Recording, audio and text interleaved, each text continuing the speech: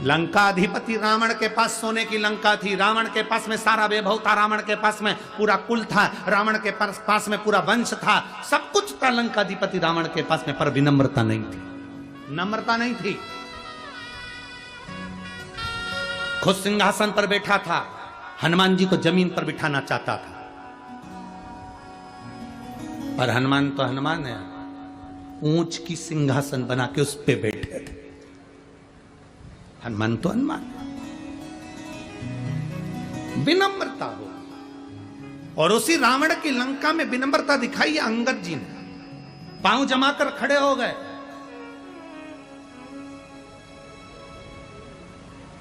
पांव जमाकर खड़े थे अंगद।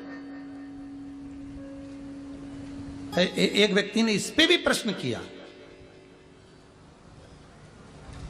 इस पर भी लोगों ने प्रश्न करा कि हनुमान जी सीता जी का पता लगाने गए तो अंगद क्यों नहीं गया? जब अंगद इतना बड़ा विद्वान था कि पांव जमा कर खड़ा हो गया, तो अंगद में इतनी विद्वत्ता थी तो क्यों नहीं गया? हनुमान जी को तो याद ही नहीं था कि मुझ में इतना बल है, तो अंगद को तो याद था कि मुझ में बल है, फिर अंगद को जाना था। आखिर अंगद पहुंचा क्यों नहीं?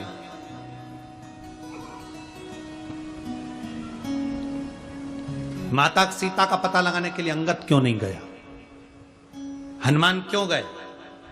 अरे भैया, तुमने अगर रामायण पढ़ी होगी तो तुम्हें मालूम होगा, अंगद और रावण का पुत्र अक्षय कुमार, ये दोनों एक ही गुरु के यहां पढ़ते थे।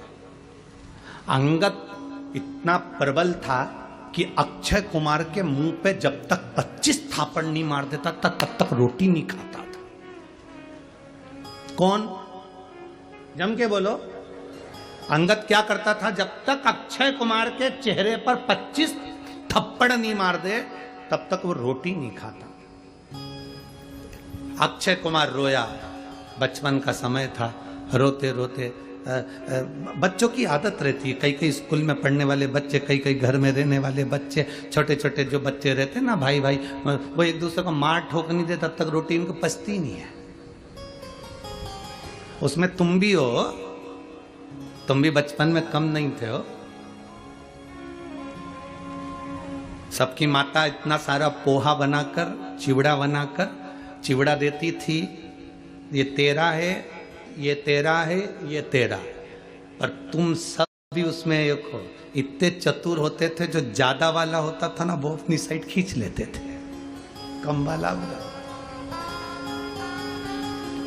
माँ चाय देती थी ना तो गिलास में नपती करते थे, कौन सा ज्यादा है, कौन सा कम है।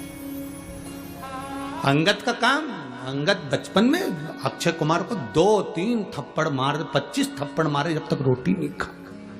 एक दिन अक्षय कुमार रोते रोते अपने गुरु जी के पास गए, गुरुदेव गुरुदेव गुरुदेव,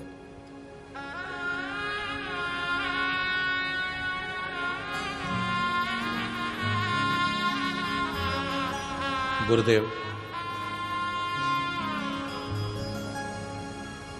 ये अंगद मुझे बहुत मारता,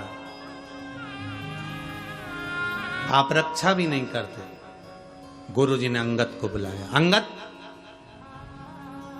तूने इसको मारा? अंगद बोला हाँ। क्यों मारा? इसके गाल अच्छे लगते हैं तो मार देता। ये कोई बात होती है? कई लोगों की आदत रहती है, गाल अच्छे दिखते हैं चिंता खोल रहा है, ये कोई बात है? आज समझा रहा हूं अंगद तेरे को, आगे से अगर तूने ऐसी हरकत करी तो सोच लेना। अंगद कहने लगा जी गुरुजी। अब अंगद के तो हाथ सल पड़ा, सो रहा था अक्षय कुमार, अंगद उसके पास में जाकर सो के जो 25 थप्पड़ धरता। अब अंगद के थप्पड़ मारने से अक्षय कुमार रोते रोते, आज पहली बार रोते रोते गुरु के पास गए। गुरुजी गुरुजी गुरुजी। गुरुजी ने कहा क्या हुआ? अक्षय कुमार बोले कि अंगद ने फिर मारा। बुलाओ उस अंगद को। अंगद को रात्रि के समय पर बुलाकर गुरुजी ने कहा, अंगद श्राप देता हूं तुझको, अगर अब अक्षय कुमार के सामने भी पहुंच गया तो तू उसी समय पर मर जाएगा। शब्द सुनते सी अंगद के पिता अंगद को ले गए, अक्षय कुमार के पिता अक्षय कुमार को ले गए। रावण को यह मालूम था कि अंगद बानर अगर यहाँ लंका में पहुंच गया और मेरे बेटे अक्षय कुमार, इसलिए रावण ने किसको भेजा था सबसे पहले? अक्षय कुमार को, क्योंकि उसको नहीं मालूम था कि हनुमान जी आए। उसको तो लगा कि सबसे वीर अंगद आया है, अंगद आया होगा तो अक्षय कुमार के सामने आते से मर जाएगा। और यह बात जामवंत जानते थे, इसलिए जामवंत ने हनुमान जी को लंका में भेजा सीता जी का पता लगाने के लिए, पर अंगद को नहीं भेजा। और हनुमान जी ने सबसे पहला काम क्या करा? अक्षय कुमार को निपटाया, क्योंकि उसको मालूम है अंगद आएगा तो पहले लाइन क्लियर करते चल।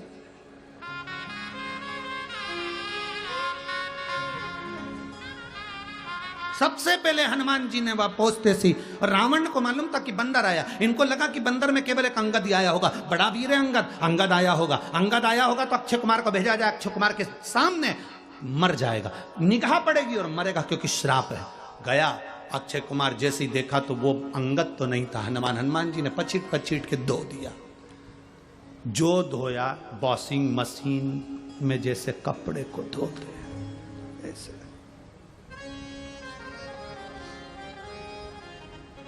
पूंछ में लपेट के घसीट घसीट के जैसे माताएं साबुन से धोती है, फिर बाद में कूटती है, और बच जाता है तो घर में एक लकड़ी की। बच्चे तो ग्राउंड में क्रिकेट खेलते हैं, ये सुबह से कपड़े धोती है। क्यों सुबह से मोगरी से कपड़े धोती है? ये कपड़े नहीं धोती है, पूरे घर को डरा के रखती है।